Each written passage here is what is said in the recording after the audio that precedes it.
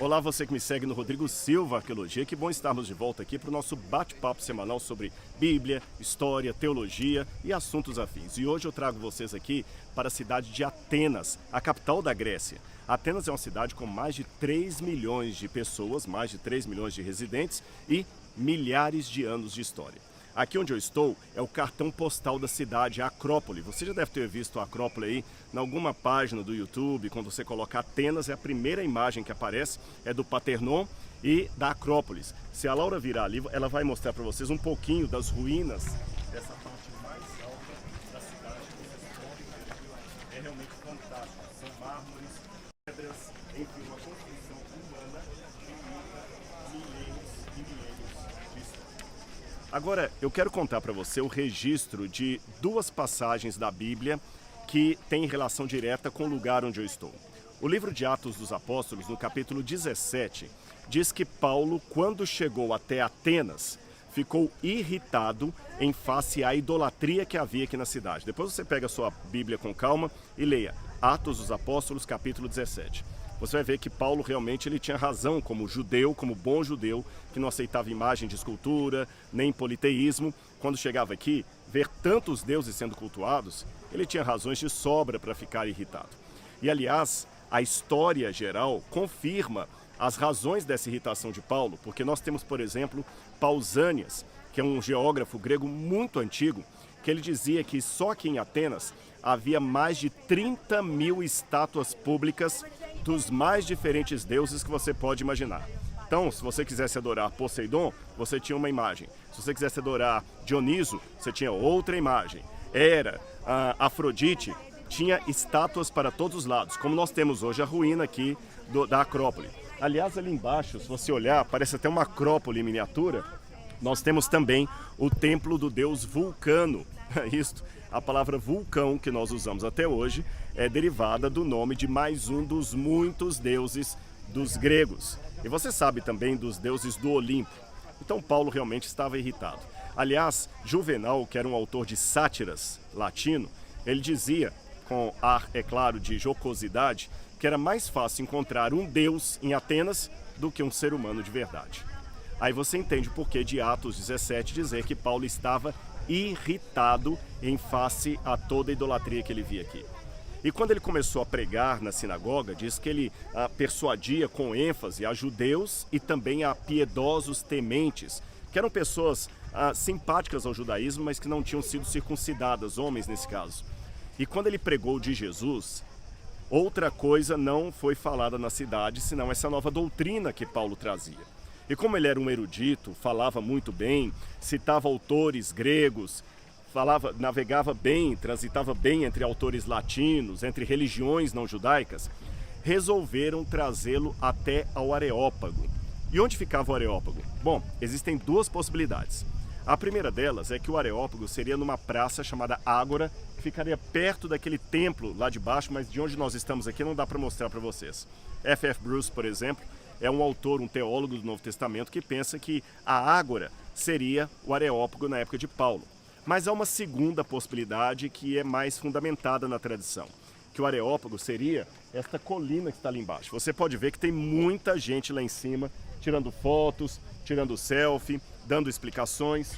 As pessoas às vezes pensam, quando leem Atos capítulo 17, que Paulo foi levado até o Areópago, que o Areópago seria um templo cheio de colunas romanas, com capitéis em estilo corinto ou iônico. Não, o Areópago provavelmente era aquela pedra lisa ali embaixo. E por que essa pedra chama-se Areópago? Ela também é conhecida como a Pedra de Marte. Eu vou explicar para você. Você sabe que os romanos dominaram o mundo de maneira militar, mas quem continuou dominando a cultura do mundo ainda era a Grécia. Tanto é que tem um autor chamado Burns que diz que nós hoje pensamos como pensamos porque os gregos pensaram como pensaram.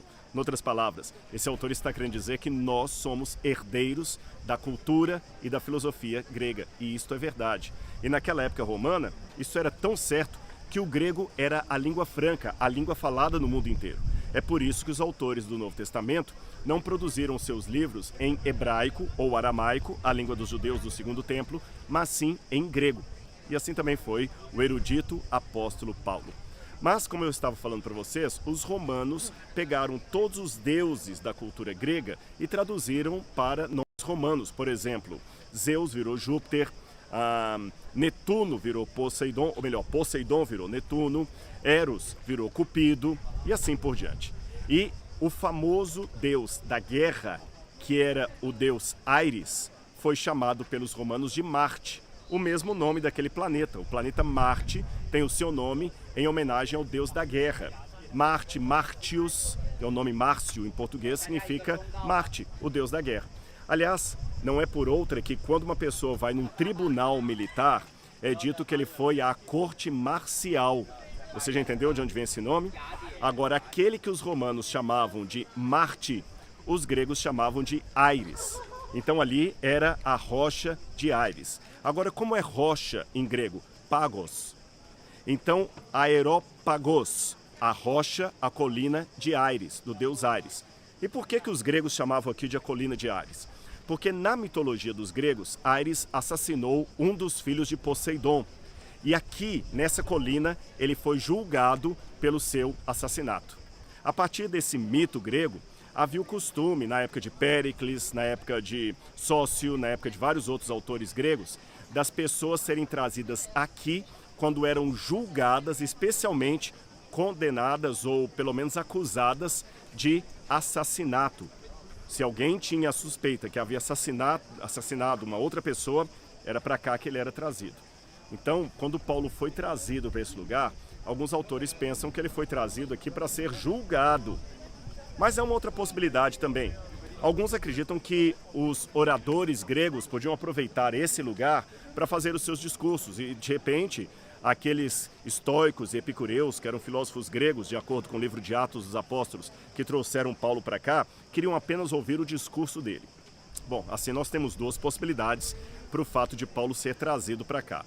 Ou porque ele estava sendo julgado por aqueles homens, ou porque eles queriam ouvir que mensagem diferente era essa que Paulo pregava.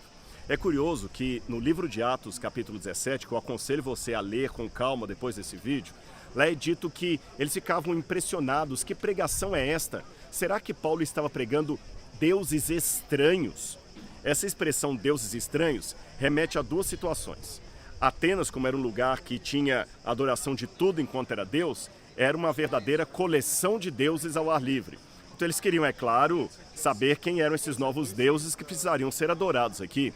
Uma outra possibilidade é que Paulo estaria, de certa forma, sendo comparado a Sócrates.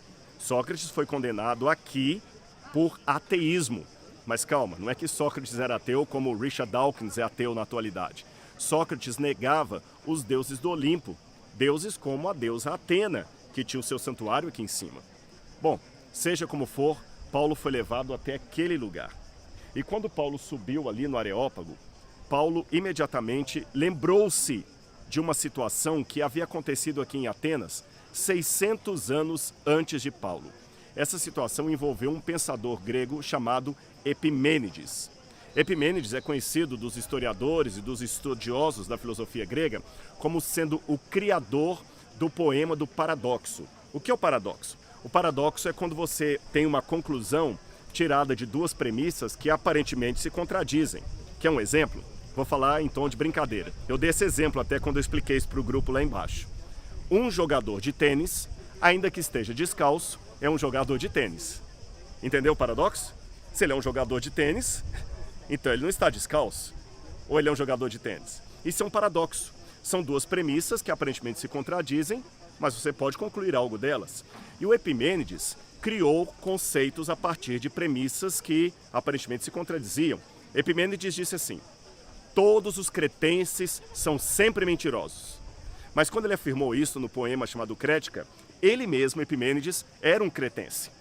Aí você pergunta, bom, Epimênides, se todos os cretenses são sempre mentirosos, então você está mentindo. Se você está mentindo, então os cretenses não mentem. Se os cretenses não mentem, então você está falando a verdade, mas se você está falando a verdade, você está mentindo. Não tem solução isso. E Epimênides, num poema dele que foi remontado a partir de escritores posteriores como Diógenes Laércios, dizia assim: tu, ó Deus, existes para sempre. Eles fizeram um túmulo para ti, mas tu vives por toda a eternidade. Em ti, ó Deus, nós vivemos e nos movemos. Agora os cretenses são sempre mentirosos, bestas selvagens, homens de ventre preguiçoso. Agora que curioso. Pega a sua Bíblia aí e abra na carta de Paulo a Tito. Procure o capítulo 2. Agora vá até o verso 12. Lá Paulo diz o seguinte: porque foi um dos seus profetas cretenses que disse: os cretenses sempre mentem, são homens de ventre preguiçoso, feras selvagens. Se você olhar o que Paulo escreveu ali na carta a Tito e comparar com esse poema chamado Crética de Epimênides, você vai ver que ele estava citando ao pé da letra Epimênides, mesmo que ele não tenha dito a fonte, ele só falou que um dos cretenses escreveu aquilo. O curioso é que nessa carta a Tito, Paulo chama o homem que escreveu isso, e que sabemos que é Epimênides, como sendo um profeta dos cretenses, e ele fala no versículo seguinte que este testemunho é verdadeiro. Então Paulo sabia dialogar com a literatura extra-bíblica, ele sabia dialogar com pessoas que pensavam diferente dele.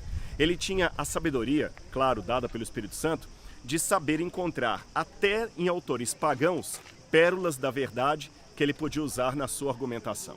Isso é um feito grandioso. E quando ele estava aqui, Paulo se lembrou de Epimênides. E sabe por quê? Porque cerca de 600 anos antes de Paulo, teve uma praga aqui em Atenas. E quem conta essa praga, eu já falei o nome dele para vocês, é Diógenes Laércios. Essa praga estava vitimizando muitas pessoas aqui, vitimando, melhor dizendo, não vitimizando, vitimando muitas pessoas aqui, e alguém teve a ideia de chamarem Epimênides para cá. E quando trouxeram Epimênides, Epimênides olhou para esse lugar e veio até o Areópago, até aquela pedra que está lá embaixo. E Epimênides disse: se vocês querem acabar com a praga, então façam um culto, um sacrifício ao Deus verdadeiro. E eles perguntavam: mas qual é o Deus verdadeiro? Nós temos dezenas, centenas de divindades aqui. Qual está faltando? Epimênides falou: deixe que ele mesmo se revele. Vocês vão fazer o seguinte, orientou Epimênides: vão soltar no alto do Areópago várias ovelhas e deixem que as ovelhas caminhem sem que ninguém as toque. E quando elas pararem em algum lugar, as ovelhas vão sinalizar quem é o Deus verdadeiro e onde ele deve ser adorado. A princípio, os homens ficaram relutantes, incrédulos, mas como trouxeram Epimênides lá da ilha de Creta, resolveram fazer aquilo que ele orientou. Eles soltaram as ovelhas lá embaixo e elas começaram a descer, passaram por uma grama, não pararam por outra, pela estátua de um deus, de outro deus, de outro deus, até que num descampado onde não havia estátua alguma, as ovelhas deitaram. Aí disseram: Epimênides, as ovelhas deitaram, como você falou que aconteceria. Ele falou: então faço ali o altar ao Deus desconhecido. Mas quem é ele? Elas pararam no lugar onde não há altar algum. Epimênides falou: então montem um altar ali. Eu vou explicar para vocês quem ele era. Quando montaram o altar, disseram: sim, e agora qual é o formato dele para que o ourives possa fazer uma estátua bem bonita e colocar ali? Ele não deve ser adorado em forma de estátua. Deixem o altar vazio. O altar vazio? Mas não faz sentido adorar um altar vazio. Deixem o altar vazio. E qual é o nome dele para colocarmos no altar? Epimênides sugeriu: escrevam ao Deus desconhecido. Agnoskos Theos, ao Deus desconhecido. Eles fizeram o altar e a praga acabou depois que fizeram um sacrifício a esse Deus desconhecido. 5 séculos depois, Paulo sobe no mesmo lugar e ele enche o peito e, inspirado pelo Espírito Santo, começa a falar: senhores atenienses, eu vejo que em tudo vocês são muito religiosos. Percebeu? Paulo estava irritado diante da idolatria, mas ele não foi hipócrita. Ele conseguiu, mesmo em meio à sua irritação, ter a sabedoria de perceber pessoas sinceras no meio do paganismo. Pessoas sinceras na religião que ele não concordava. Ele fala: porque passando pelos objetos do culto de vocês, eu observei que vocês têm um altar ao Deus desconhecido. Pois bem, este que vocês adoram sem conhecer foi aquele que eu vim anunciar para vocês. Isso foi maravilhoso. Tanto é que um homem chamado Dioniso, o Areopagita, que cuidava do Areópago, acabou se convertendo. Dessa informação de Paulo, que aconteceu, como eu falei, provavelmente ali embaixo, embora F.F. Bruce acha que isso pode ter sido na Ágora lá, mas a maior probabilidade é que foi ali naquela pedra, Paulo continuou o discurso. Eu vim apresentar o Deus desconhecido. Ele não habita em santuários feitos por mãos humanas. Quem sabe Paulo apontou aqui para a Acrópole, para o Paternon, para o templo da deusa Atena, e falou, ele não habita aqui. E ele cita novamente Epimênides, quando ele diz, porque nele nós vivemos, movemos e temos a nossa criação. Todo mundo aqui lembrou de Epimênides. E Paulo usou aquele filósofo grego, não inspirado, para tirar uma lição para todos aqueles homens. Sabe o que a gente aprende dessa história? 3 coisas pelo menos, que eu quero deixá-las registradas para você. Em primeiro lugar, Paulo teve a sensibilidade de saber o que ele acreditava, mas mesmo tendo a convicção da sua fé, Paulo conseguiu ser educado na hora de discordar. Ele não chegou fazendo barraco. Olha, vocês são idólatras, vou quebrar o pau aqui. Não, ele falou assim, percebo que vocês são religiosos. E era verdade. Primeira lição, aprender a discordar com classe. Segunda lição, Paulo, mesmo convicto da sua fé, conseguiu ver pessoas sinceras num caminho que teologicamente ele discordava. Porque ele falou, eu vejo que vocês são religiosos. Ele não os chamou de hipócritas. E ele reconheceu ainda, este Deus que vocês adoram sem conhecer, ou seja, ele reconheceu que mesmo no erro, eles estavam adorando o mesmo Deus que ele. Percebeu isso? Você consegue reconhecer pessoas de religião diferente da sua, adorando o mesmo Deus que você, mesmo que teologicamente você discorde deles? Lembre de Paulo. E a terceira e última coisa. Deus podia ser desconhecido para os atenienses, mas Paulo o conhecia pessoalmente. Por isso ele pôde falar desse Deus. Você e eu, será que podemos hoje dizer ao mundo, esse Deus que vocês adoram sem conhecer é precisamente aquele que eu anuncio? 2000 anos depois de Paulo, 2600 anos depois de Epimênides, eu venho aqui de novo, nesse lugar, na Acrópole, de costas para o Areópago, de frente para o templo da deusa Atena, a deusa da sabedoria. E eu pergunto, será que eu estou pregando no mesmo espírito do apóstolo Paulo? Pense nisso. Eu espero que você tenha gostado desse conteúdo. Aliás, eu faço até um convite a você. Você quer conhecer mais culturas extra-bíblicas que ajudam a compreender passagens da Bíblia Sagrada, como essas que eu mencionei de Tito e do livro de Atos dos Apóstolos? Então faça parte do meu curso, A Bíblia Comentada com Rodrigo Silva, tá bom? Eu vou deixar no descritor do vídeo aqui o link. Você pode se inscrever, você pode fazer parte. São aulas de Gênesis até o Apocalipse e eu aguardo você como mais um dos meus 17 mil alunos e alunas que semanalmente estudam a Bíblia Sagrada comigo. Muito obrigado, se inscreva lá no Instagram, se inscreva aqui no YouTube, deixe o seu like se gostou, o seu comentário e um grande abraço e até o nosso próximo vídeo. Tchau, tchau!